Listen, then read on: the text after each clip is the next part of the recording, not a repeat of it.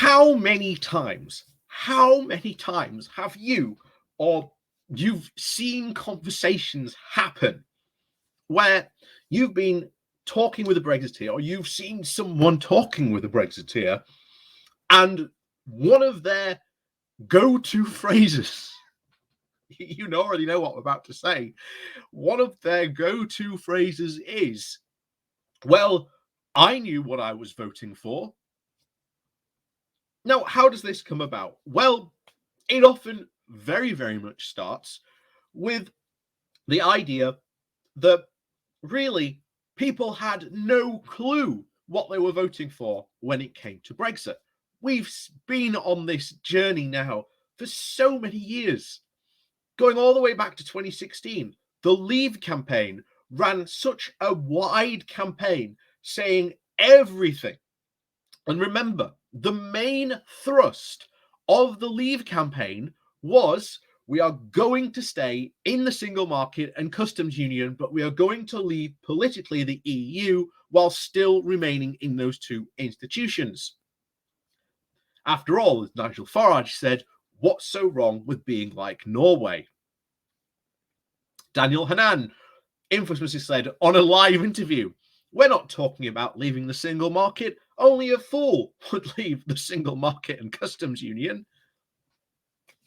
And yet, so many of the Brexit supporters do not realize that their tacit support for Brexit is being interpreted as approval for a ton of different policies, which the Brexit supporters themselves have no idea they were even signing up for when they voted to leave back in 2016.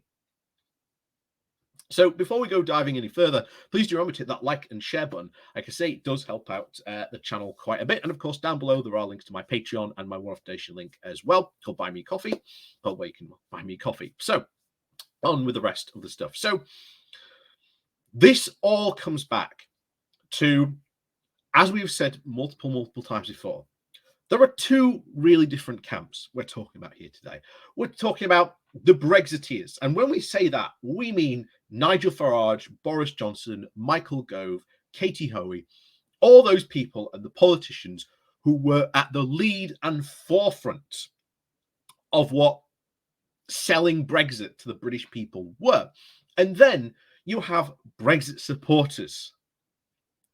And I've always said, you cannot blame Brexit supporters for what they want, because I've said this on multiple times. If you got all those Brexit voters and you put to them, hey guys, do you want to stay in the single market and customs union?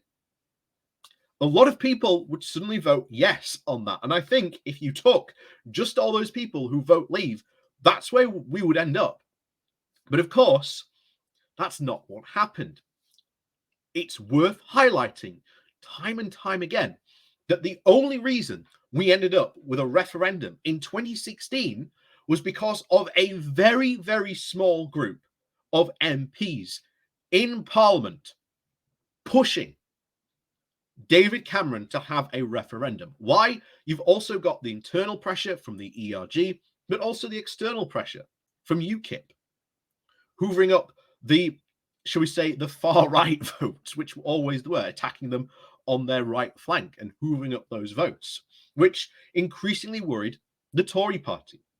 And then, of course, the ERG used UKIP as a threat that if you do not give us the vote, we will walk across the aisle and become, all of a sudden, 13 UKIP MEPs. And that was the threat that Conservative politicians, David Cameron in particular, had to face. And that's where we ended up. Those MPs in the ERG then pushed, once the referendum had happened, to trigger Article 50 at pace. They did not want to let anyone rest for a second and think, hold on, what exactly has the British public actually voted for? And it worked. They pushed through to get Article 50 to be triggered. And then, even though you had Theresa May's Brexit deal, which would have delivered Brexit, despite what the ERG and the Brexiteers in Parliament were saying, even the Brexit supporters who campaigned saying that Theresa May's deal wasn't a quote true Brexit. What happened? You had the Leave campaign campaigning, as we said at the beginning, to leave the single market, to leave the EU politically, but remain in the single market and customs union, to all of a sudden to having a quote clean break with the EU, because that was their plan all along. They were not honest with the British people, even their own Brexit supporters, which tells you just how much they actually trust these people not to be honest with them about what they're voting for. And the chaos at Dover that we are seeing at the moment is a direct result of their Brexit deal, for pushing for the hardest form of Brexit. And you have a member of the French Parliament tweeting out in response to people like Liz Truss and Rishi Sunak, who for some reason are saying that this chaos at Dover is not to do with Brexit. When it is, it's exactly the French are only doing what the British government told them to do, which is an external border now exists between us and the EU, meaning at Dover, passports now have to be checked fully and stamped. And that takes time.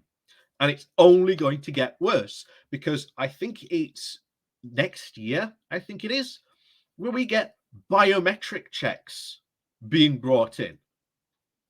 So that's going to cause these queues to last even longer. And that's not just the holiday traffic. We're also talking about the logistics sector as well, also having to deal with that. So those massive queues that those lorries are causing, and by the way, they haven't gone away, even though they haven't been in the news for quite some time. Those lorries, they're still there. That queue of lorries, still there. That is now a permanent fixture. And as a result, you now have not only Brexit supporters who are in denial about what Brexit actually means, because the Brexiteers did not tell the truth, not only in 2016, but have continued to not tell the truth to the British public about what their Brexit means. And then you also have, again, I do lay the blame for some of this at the feet of Labour as well, for them not telling the British people what Brexit actually means.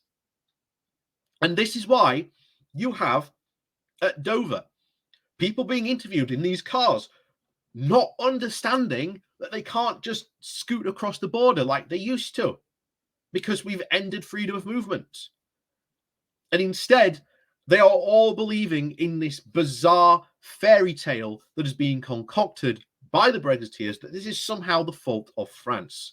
Once again, reigniting the cottage industry that they always used to have of blaming the EU every time the clock strikes 12. So, as always, thank you very much for watching. Please do remember to hit that like, share, and subscribe button. And of course, down below, there are links to my Patreon page and a notification link called Buy Me Coffee, where you can, well, buy me coffee. And as always, thank you very much for watching, and we'll see you all next time.